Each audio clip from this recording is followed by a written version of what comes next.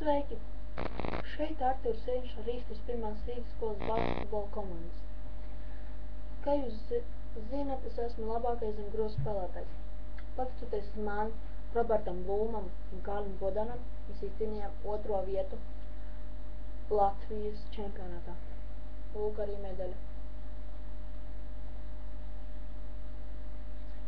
Jūs, ka jau daudz zinat, ka nezinu, kā pareizi mest, es jums varu pamācīt. Jūs visi domājat, ka jāmet kaut kā šit, bet pareizi ir tā, lai bumba jums rokās griežas tā. Tikai es negribu trāpīt pa datoru, ja?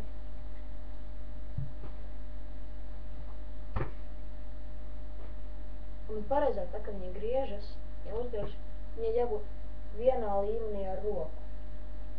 Ja viņa uzgriež, viņa jāpiezemas vienā līmenī ar roku. Tā, jūs tagad zin, kā pareizi mēs vēl kas. Ja jums ir bumba, ja kāds no jūsu komandas ir brīvs, nemēģiniet spēlēt individuāli. Vienalga, cik viņš slikts ir jādod piespēle. Tā bija mūsu lielākā kļūda, ka mēs zaudējām finālā. Nedavām piespēli, spēlējām individuāli. Tad es iesaku spēlēt bez individualitas. Es nezinu, nepareizi pateicu.